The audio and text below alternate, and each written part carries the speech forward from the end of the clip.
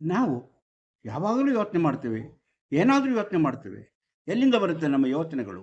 ನಮ್ಮ ಬ್ರೈನ್ ಅಂದರೆ ನಮ್ಮ ಮೆದುಳಿನಿಂದ ಈ ಯೋಚನೆಗಳು ಹುಟ್ಟಿಕೊಂಡು ನಮ್ಮ ಜೊತೆಯಲ್ಲೇ ಅದು ಬರುತ್ತೆ. ಆದರೆ ಆ ಮೆದುಳು ಯಾವಾಗಲೂ ನಮ್ಮನ್ನು ಸರಿಯಾದ ದಾರಿಯಲ್ಲಿ ನಡೆಸುತ್ತದೆಯೇ ಎಂಬುದನ್ನು ನಾವು ಯೋಚನೆ ಮಾಡಬೇಕು. ಆ ಯೋಚನೆಗಳು ಯಾವ ರೀತಿ ಬಂದಾಗ ನಮಗೆ ಯಾವ ರೀತಿಯಲ್ಲಿ ಅದು ನಮಗೆ ಹೆಲ್ಪ್ ಆಗುತ್ತದೆ. ಇದು ಬಹಳ ಬುದ್ಧಿವಂತೆ. ಅಂದರೆ ಬಹಳ ಬುದ್ಧಿ, ಬೇರೆ ಯಾವುದಕ್ಕೂ ಇಲ್ಲದಂತಹ ಬುದ್ಧಿಶಕ್ತಿ ನಮ್ಮ ಮೆದುಳಿಗಿದೆ. ಆದರೂ ಅದು ಏನೇನೋ ಕಂಡುಹಿಡಿಯುತ್ತದೆ, ಯಾವುದ್ಯಾವುದೋ ವಿಷಯಗಳನ್ನ ಕಂಡುಹಿಡಿಯುತ್ತದೆ. ಆದರೂ ಅದು ತನ್ನ ಸರ್ವೈವಲ್, ತನ್ನನ್ನು ಉಳಿಸಿಕೊಳ್ಳುವಂತಹ ಆ ಯಾರ ಮೆದುಳು ಏನಿತ್ತೋ ಆ ಮೆದುಳನ್ನು ಉಳಿಸಿಕೊಳ್ಳುವಂತಹ ಕೆಲಸವನ್ನು ಅದು ನಿರಂತರ ಮಾಡುತ್ತೆ. ಅದರಿಂದ ಪರಿಸರದ ಬಗ್ಗೆ ಯಾವಾಗಲೂ ಗಮನ. ಆದರೂ ಅದರ ಅನಿಸಿಕೆಗಳಲ್ಲಿ ತಪ್ಪುಗಳಾಗುತ್ತದೆ. ಎಂತಹ ಅದ್ಭುತ ವಿಷಯಗಳನ್ನು ಕಂಡುಹಿಡಿಯುವ ಶಕ್ತಿ ಇದ್ದರೂ ಅದರಲ್ಲಿ ಕಂಡುಬರುವ ಕೆಲವು ರೀತಿಯ ಸಮಸ್ಯೆಗಳು ನಮ್ಮನ್ನು ಕಾಡಬಹುದು. ಅಂದರೆ ನಮ್ಮ ದಾರಿ ತಪ್ಪಿಸಬಹುದು. ನಾವು ಮಾಡಬೇಕೆಂದ ಕೆಲಸಗಳಿಗೆ ಅಡ್ಡಿ ಬರಬಹುದು. ಅದೆಲ್ಲವೂ ನಮ್ಮ ಮೆದುಳಿನ, ಅದನ್ನು ನಾವು ಬಯಾಸ್ಗಳಂತ ಹೇಳ್ತೀವಿ. ಅದರಲ್ಲಿ ಇವತ್ತು ನಾನು ಕಾಂಕ್ರೀಟ್ ಬಯಾಸ್ ಎಂಬ ವಿಷಯದ ಬಗ್ಗೆ ನಿಮ್ಮ ಜೊತೆ ಹಂಚಿಕೊಳ್ಳಬೇಕು. ಅಂದರೆ ನಮ್ಮ ಮನಸ್ಸು ನಮ್ಮನ್ನು ಯಾವ ರೀತಿ ದಾರಿ ತಪ್ಪಿಸುತ್ತದೆ ಎಂಬುದರ ಬಗ್ಗೆ ತಿಳಿದುಕೊಳ್ಳುವಂಥ ಒಂದು ಪ್ರಯತ್ನ. ಇಂತಹ ವಿಚಾರಗಳನ್ನು ಹೇಳುವುದಕ್ಕಿಂತ ಮೊದಲು ಬನ್ನಿರಿ ಬನ್ನಿರಿ ಲೋಕವ ನೋಡೋಣ, ಕೋಶ ಓದೋಣ, ಲೋಕ ಅರಿಯೋಣ, ಜೀವನ ತಿಳಿಯೋಣ. ಇದರೊಳಗಿದೆಲ್ಲವೂ ಸ್ವಾಗತ ನಿಮಗೆ ಮಾಣಿಯ.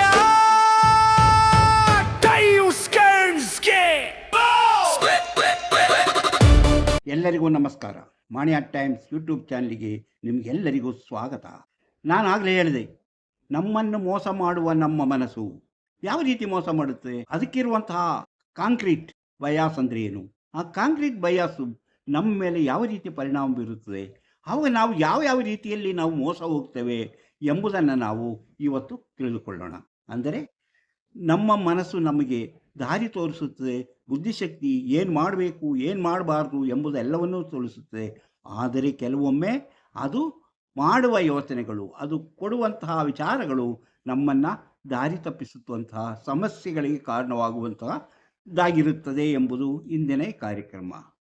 ಇಂತಹ ವಿಚಾರಗಳನ್ನು ಹೊತ್ತು ಬರುತ್ತಿರುವಂತಹ ಮಾಣಿಯ ಟೈಮ್ಸ್ ಯೂಟ್ಯೂಬ್ ಚಾನಲನ್ನು ನೀವು ಇನ್ನೂ ಸಬ್ಸ್ಕ್ರೈಬ್ ಮಾಡಿಲ್ಲವಾದರೆ ಈಗಲೇ ಕೆಳಗೆ ಕಾಣುವ ಸಬ್ಸ್ಕ್ರೈಬ್ ಎಂದು ಬರೆದಿರುವಲ್ಲಿ ಒಮ್ಮೆ ಕ್ಲಿಕ್ ಮಾಡಿ ಸಾಕು, ನೀವು ಸಬ್ಸ್ಕ್ರೈಬ್ ಆಗ್ತೀರಿ. ಅದೇ ರೀತಿ ಪಕ್ಕದಲ್ಲಿ ಕಾಣುವ ಗಂಟೆ ಚಿಹ್ನೆಯನ್ನು ಒಮ್ಮೆ ಕ್ಲಿಕ್ ಮಾಡಿದರೆ ಮಾಣಿಯ ಟೈಮ್ಸ್ ಯೂಟ್ಯೂಬ್ ಚಾನಲ್ ಯಾವುದೇ ಹೊಸ ವಿಡಿಯೋ ಅಪ್ಲೋಡ್ ಆದ ಕೂಡಲೇ ನಿಮ್ಮ ಮೊಬೈಲ್ಗೆ ನೋಟಿಫಿಕೇಶನ್ ಬರುವುದರಿಂದ ನೀವು ಎಲ್ಲ ವಿಡಿಯೋಗಳನ್ನು ನೋಡಿ ಹೆಚ್ಚು ವಿಷಯಗಳನ್ನು ತಿಳ್ಕೊಂಡು ನಿಮ್ಮ ಜೀವನಕ್ಕೆ ಯಾವುದು ಅವಶ್ಯಕವೋ ಅದನ್ನು ಅಳವಡಿಸಿಕೊಂಡಾಗ ನೀವು ಜೀವನದಲ್ಲಿ ಅಭಿವೃದ್ಧಿಯಾಗ್ತೀರಿ, ಯಶಸ್ವಿಯಾಗುತ್ತೀರಿ, ಸಂತೋಷಕರವಾದ ಜೀವನ ನಡೆಸಲು ಸಾಧ್ಯವಾಗುತ್ತದೆ.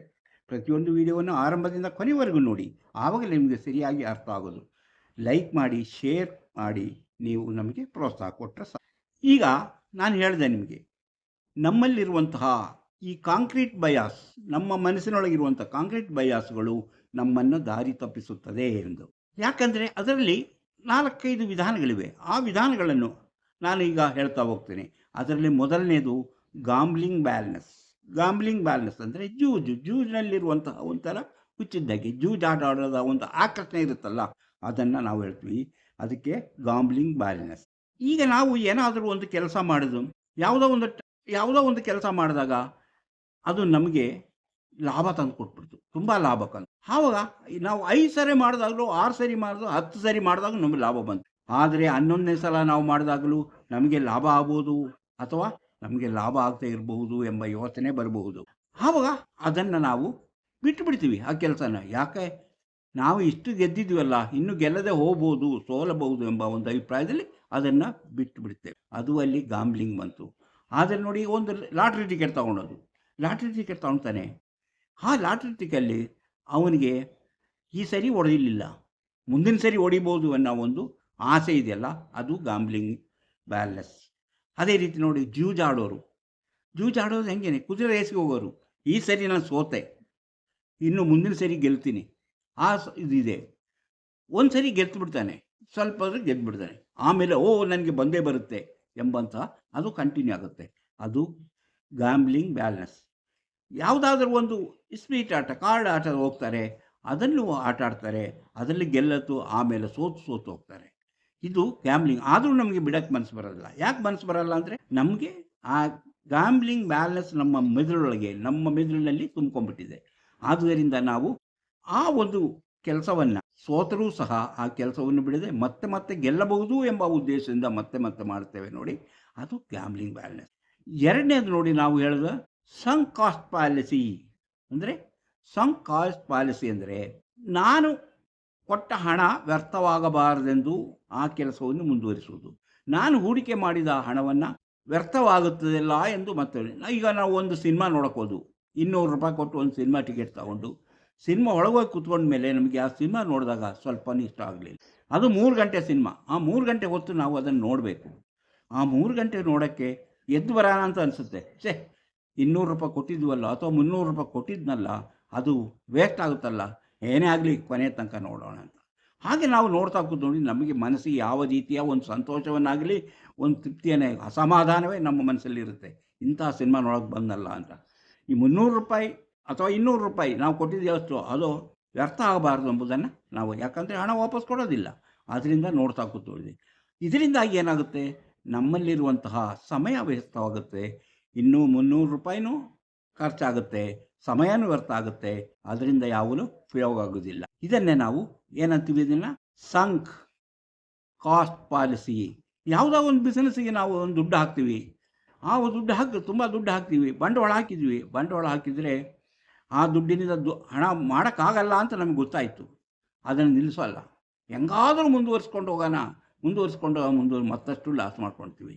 ಅದು ಸಹ ನಾವು ಹಾಕಿದ ದುಡ್ಡು ನಮಗೆ ವಾಪಸ್ ಬರಲ್ಲ ಅದು ಗೊತ್ತಿದ್ದರೂ ನಾವು ಅದನ್ನು ಮುಂದುವರಿಸೋದು ಯಾಕೆ, ನಾವು ಇಷ್ಟು ಹಣ ಹಾಕಿದ್ದೇವಲ್ಲ ಎಂಬ ಒಂದು ಚಿಂತೆಯಿಂದ. ಅದನ್ನು ನಾವು ಸಂಕ್ ಕಾಸ್ಟ್ ಪಾಲಿಸಿ ಅಂತೀವಿ. ಆ ಸಂಕ್ ಕಾಸ್ಟ್ ಪಾಲಿಸಿ ಅದು ನಮ್ಮ ಮೆದುಳು ಹೇಳುತ್ತೆ, ನೀನು ಮುಂದುವರಿ ಅಂತ. ಆದರೆ ಅದರಿಂದ ಲಾಸನ್ನು ತುಂಬಿಕೊಡೋಕ್ಕೆ ಆಗೋದೇ ಇಲ್ಲ, ಅಂದರೆ ನಮ್ಮ ನಷ್ಟವನ್ನು ತುಂಬಿಕೊಡೋಕ್ಕಾಗೋದಿಲ್ಲ.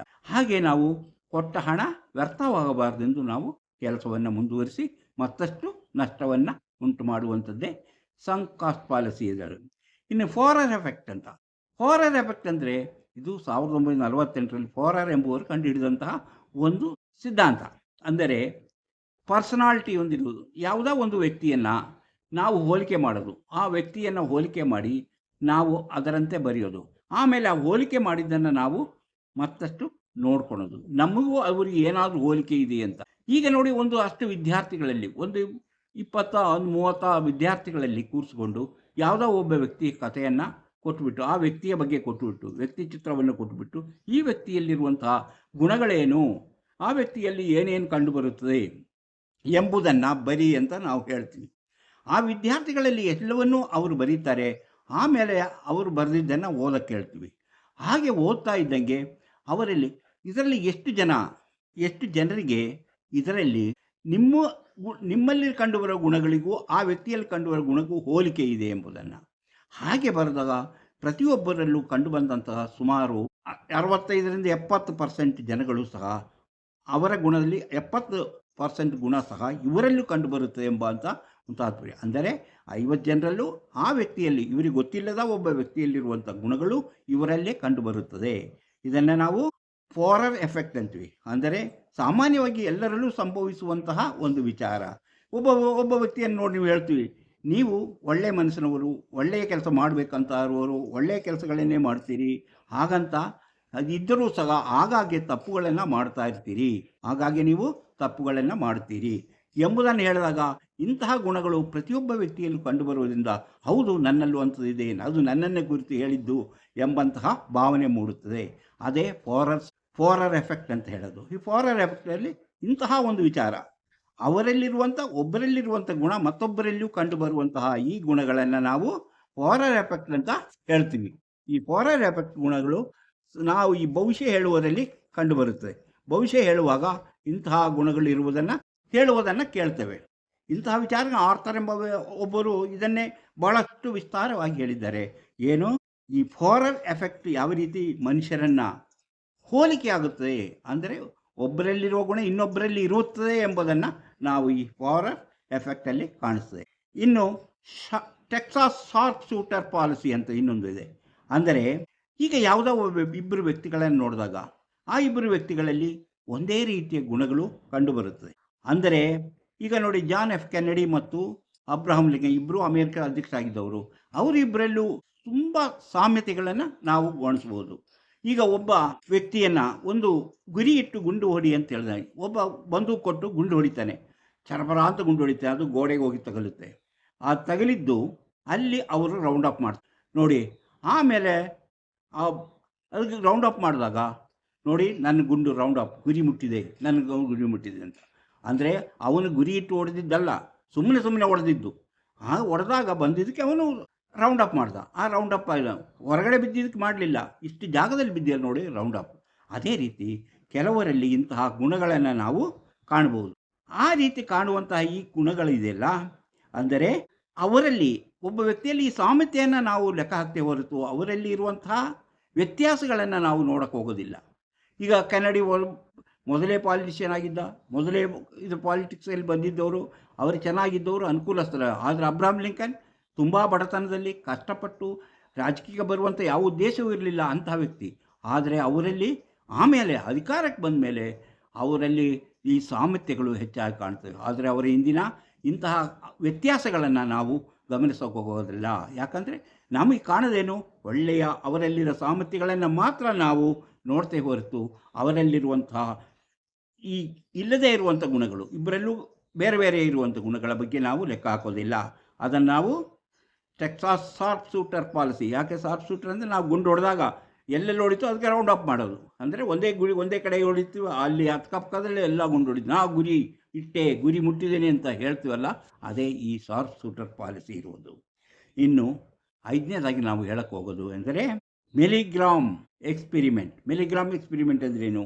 ಈಗ ಯಾರಾದರೂ ಒಬ್ಬರು ವ್ಯಕ್ತಿಗಳು ಹೇಳ್ತಾರೆ, ಒಬ್ಬ ಗುರುಗಳು ಹೇಳ್ತಾರೆ, ಆ ಗುರುಗಳು ಹೇಳಿದ್ದೆಲ್ಲವೂ ಸರಿ, ಎಲ್ಲವೂ ಸತ್ಯ ಎಂಬಂತೆ ಅವರು ಅನಿಸುತ್ತೆ. ಸತ್ಯ ಅವ್ರು ಹೇಳ್ತಿರೋ ಎಲ್ಲ ಸತ್ಯ.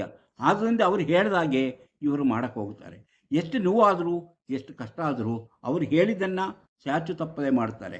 ಯಾಕಂದರೆ ಅವ್ರು ಹೇಳ್ತಿದ್ದಾರೆ ಅದು ಸರಿಯಾದ ವಿಚಾರ, ಆ ವಿಚಾರದಿಂದ ನನಗೆ ಒಳ್ಳೆಯದಾಗುತ್ತೆ, ನನಗೆ ಎಷ್ಟು ಬರುತ್ತೆ. ಯಾಕಂದರೆ ಅವ್ರು ಹೇಳೋದನ್ನು, ಅಂದರೆ ಆ ಗುರುಗಳು ಹೇಳಿದ ಮೇಲೆ ಗುರುಗಳ ಬಗ್ಗೆ ಅಷ್ಟೊಂದು ಭಕ್ತಿ ಇರೋದರಿಂದ ಆ ಗುರುಗಳು ಏನು ಹೇಳ್ತಾರೋ ಅದನ್ನು ಅನುಸರಿಸುವುದೇ ಮಿಲಿಗ್ರಾಮ್ ಎಕ್ಸ್ಪೆರಿಮೆಂಟಿನಲ್ಲಿರುವ ಕಂಡುಬರುವಂತಹ ಒಂದು ವಿಶೇಷ. ಯಾವುದೇ ಒಬ್ಬ ವ್ಯಕ್ತಿ ಆ ವ್ಯಕ್ತಿ ಹೇಳಿದ್ದನ್ನು ನಾವು ಅನುಸರಿಸೋದು.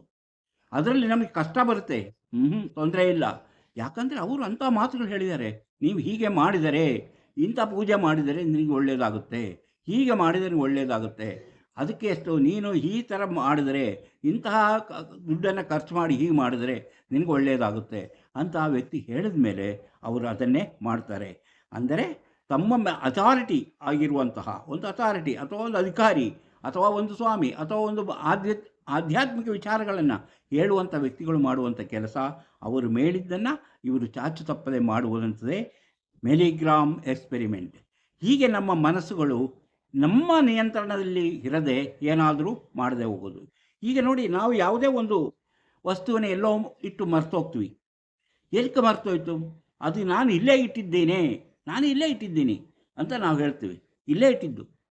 ಆದರೆ ನೀವು ಇಟ್ಟಿರೋ ಜಾಗನೇ ಬೇರೆ ಆಗಿರುತ್ತೆ. ಆದರೂ ನಾವು ವಾದ ಮಾಡ್ತೀವಿ, ಇಲ್ಲ ನಾನು ಇಲ್ಲೇ ಇಟ್ಟಿದ್ದೀನಿ ಅಂತ. ಯಾಕಂದರೆ ನಮ್ಮ ಮೆದುಳಿನಲ್ಲಿ ನಾವು ಮಾಡೋ ಕೆಲಸಗಳು ಅದಕ್ಕೆ ಸರಿಯಾಗಿ ಗೊತ್ತಾಗದೇ ಇದ್ದಾಗ ಅಲ್ಲಿ ಸ್ವಲ್ಪ ಸ್ಪೇಸ್ ಬರುತ್ತೆ, ಅಂದರೆ ಸ್ವಲ್ಪ ಖಾಲಿ ಜಾಗ ಇರುತ್ತೆ. ಆ ಖಾಲಿ ಜಾಗವನ್ನು ಹಿಂದಿನ ಒಂದು ವಿಷಯದೊಂದಿಗೆ ಜೋಡಿಸಿ ಅದನ್ನು ಫಿಲಪ್ ಮಾಡುತ್ತೆ ನಮ್ಮ ಮನಸ್ಸು. ಆವಾಗ ನಮಗೇನು ನೆನಪಾಗುತ್ತೆ, ನಾನು ಇಟ್ಟಿದ್ದಿಲ್ಲೇ, ನಾನು ಈ ಟೇಬಲ್ ಮೇಲೆ ನಾನು ಕೀನ ತಂದು ಇಟ್ಟಿದ್ದೆ, ಈ ಕೀ ಮೇಲೆ ಇಲ್ಲೇ ಇಟ್ಟಿದ್ದೆ ಅಂತ. ಆದರೆ ಅವ್ರು ಇಟ್ಟಿರೋದು ಎಲ್ಲೋ ಬಾತ್ರೂಮಿಗೆ ಹೋದಾಗ ಬಾತ್ರೂಮಲ್ಲಿ ಇಟ್ಟಿರುತ್ತೆ, ಅಲ್ಲ ಅಡುಗೆ ಮನೆಗೆ ಹೋದಾಗ ಅಡುಗೆ ಮನೇಲಿ ಇಟ್ಟಿರುತ್ತೆ, ಇಲ್ಲ ಬೇರೆ ಎಲ್ಲಾದರೂ ಇಟ್ಟಿರುತ್ತೆ. ಆದರೆ ಅವರ ಮನಸ್ಸಿನಲ್ಲಿ ಏನಿದೆ, ಅವರು ಅದನ್ನು ಫಿಲಪ್ ಮಾಡಿರಲಿಲ್ಲ, ಆ ಕಡೆ ಇಡುವಂತಹ ಒಂದು ವಿಚಾರ ಇರಲಿಲ್ಲ. ಯಾವಾಗಲೂ ತಂದಿಡ್ತಾಯಿದ್ರು, ಟೇಬಲ್ ಮೇಲೆ ಇಡ್ತಾಯಿದ್ರು, ಟೇಬಲ್ ಮೇಲೆ ಇಟ್ಟೆ ಅಂತ. ಅದನ್ನು ಅದು ತಾನಾಗಿಯೇ ಫಿಲಪ್ ಮಾಡ್ಕೊಂಡಿದ್ದರಿಂದ ನಮಗೆ ಕನ್ಫ್ಯೂಸ್ ಆಗುತ್ತೆ. ಕನ್ಫ್ಯೂಸ್ ಆಗಿ ನಾನು ವಾದ ಮಾಡ್ತೇನೆ, ಇದೇ ನಾನು ಇಟ್ಟಿದ್ದೆ ಸರಿ, ನಾನು ಹೇಳಿದ್ದೆ ಸರಿ ಎಂಬಂಥ ವಾದ ಮಾಡುತ್ತೆ. ಈ ವಾದ ಮಾಡೋಕ್ಕೆ ಇಂತಹ ಎಲ್ಲ ಬರುತ್ತಲ್ಲ, ಇದು ನಮ್ಮ ಮನಸ್ಸಿನಲ್ಲಿರುವಂತಹ ಈ ಬಯಾಸುಗಳೇ ಕಾರಣ. ಈ ಬಯಾಸುಗಳನ್ನ ಹೇಳಿದ್ನಲ್ಲ, ಇದು ಕಾಂಕ್ರೀಟ್ ಬಯಾಸ್ ಅಂತ ಹೇಳಿದ್ನಲ್ಲ, ಈ ಕಾಂಕ್ರೀಟ್ ಬಯಾಸ್. ಈ ರೀತಿಯಲ್ಲಿ ನಾವು ನಮ್ಮ ಮನಸ್ಸನ್ನು ಹಲವರ ಕೈಗೆ ಕೊಟ್ಟು, ನಾವು ನಮ್ಮ ಮನಸ್ಸನ್ನು ಕೊಟ್ಟುಬಿಟ್ಟು, ಅಥವಾ ನಾವೇ ನಮ್ಮ ಮನಸ್ಸನ್ನು ತಪ್ಪು ದಾರಿಗೆ ಈಗ ನೋಡಿ, ನಾವು ಆರ್ಟಿಫಿಷಿಯಲ್ ಇಂಟೆಲಿಜೆನ್ಸ್ ಅದೇನು ಕೆಲಸ ಮಾಡುತ್ತೆ, ಅದು ನಾವು ಫೀಡ್ ಮಾಡಿದ್ದನ್ನು ಅದು ಸರಿಯಾಗಿ ಮಾಡುತ್ತೆ. ನಾವು ಸರಿಯಾಗಿ ಫೀಡ್ ಮಾಡಿದರೆ ಅದು ಸರಿಯಾದ ಉತ್ತರ ಕೊಡುತ್ತೆ. ನಾವು ಮಾಡಿರೋ ಫೀಡೇ ಸರಿಯಾಗಿಲ್ಲ ಅಂದರೆ ತಪ್ಪು ಉತ್ತರ ಕೊಡುತ್ತೆ. ಆದ್ದರಿಂದ ನಮ್ಮ ಮನಸ್ಸನ್ನು ನಾವು ನಿಯಂತ್ರಣದಲ್ಲಿಟ್ಟುಕೊಂಡು ಕರೆಕ್ಟಾಗಿದ್ದರೆ, ಆರೋಗ್ಯವಾಗಿದ್ದಾಗ ಮಾತ್ರ ಅದು ಸರಿಯಾದ ದಾರಿಯಲ್ಲಿ ನಮ್ಮನ್ನು ಮುನ್ನಡೆಸುತ್ತದೆ. ಅದರಲ್ಲಿ ತಪ್ಪಾದ ಕಾರಣಗಳನ್ನು ತುಂಬುತ್ತಾ ಹೋದಾಗ ಅದು ತಪ್ಪು ದಾರಿಯಲ್ಲೇ ಮುಂದುವರಿಯುತ್ತೆ. ಆದ್ದರಿಂದ ನಮ್ಮ ಮನಸ್ಸನ್ನು ನಾವು ಯಾವಾಗಲೂ ಕ್ಲಿಯರ್ ಆಗಿಟ್ಟಿರಬೇಕು. ನಾವು ಫೀಡ್ ಮಾಡುವಂಥದ್ದು ಸರಿಯಾಗಿ ಇರಬೇಕು ಎಂಬುದು ಇದರ ಇಂದಿನ ಈ ಕಾರ್ಯಕ್ರಮದ ಮುಖ್ಯ ಸಾರಾಂಶ. ಇಂತಹ ವಿಷಯಗಳನ್ನು ಹೊತ್ತು ಬರುತ್ತಿರುವಂತಹ ಮಾಣಿಯಾ ಟೈಮ್ಸ್ ಯೂಟ್ಯೂಬ್ ಚಾನಲನ್ನು ನೀವು ಇನ್ನೂ ಸಬ್ಸ್ಕ್ರೈಬ್ ಮಾಡಿಲ್ಲವಾದರೆ ಈಗಲೇ ಕೆಳಗೆ ಕಾಣುವ ಸಬ್ಸ್ಕ್ರೈಬ್ ಎಂದು ಬರೆದಿರುವಲ್ಲಿ ಒಮ್ಮೆ ಕ್ಲಿಕ್ ಮಾಡಿ ಸಾಕು, ನೀವು ಸಬ್ಸ್ಕ್ರೈಬ್ ಆಗ್ತೀರಿ. ಅದೇ ರೀತಿ ಪಕ್ಕದಲ್ಲಿ ಕಾಣುವ ಗಂಟೆಯ ಚಿಹ್ನೆಯನ್ನು ಒಮ್ಮೆ ಕ್ಲಿಕ್ ಮಾಡಿದರೆ ಮಾಣಿಯಾ ಟೈಮ್ಸ್ ಯೂಟ್ಯೂಬ್ ಚಾನಲ್ ಯಾವುದೇ ಹೊಸ ವೀಡಿಯೋ ಅಪ್ಲೋಡ್ ಆದ ಕೂಡಲೇ ನಿಮ್ಮ ಮೊಬೈಲಿಗೆ ನೋಟಿಫಿಕೇಶನ್ ಬರುವುದರಿಂದ ನೀವು ಎಲ್ಲ ವೀಡಿಯೋಗಳನ್ನು ನೋಡಿ ಹೆಚ್ಚು ವಿಷಯಗಳನ್ನು ತಿಳ್ಕೊಂಡು ನಿಮ್ಮ ಜೀವನಕ್ಕೆ ಯಾವುದು ಅವಶ್ಯಕೋ ಅದನ್ನು ಅಳವಡಿಸಿಕೊಂಡಾಗ ನೀವು ಜೀವನದಲ್ಲಿ ಅಭಿವೃದ್ಧಿ ಆಗ್ತೀರಿ, ಯಶಸ್ವಿಯಾಗುತ್ತೀರಿ. ಇಂತಹ ಮತ್ತೊಂದು ವಿಡಿಯೋದೊಂದಿಗೆ ಮತ್ತೆ ಬರುತ್ತೇವೆ. ಇಷ್ಟು ಹೊತ್ತು ಈ ವಿಡಿಯೋ ನೋಡಿದ ನಿಮಗೆಲ್ಲರಿಗೂ ಧನ್ಯವಾದ.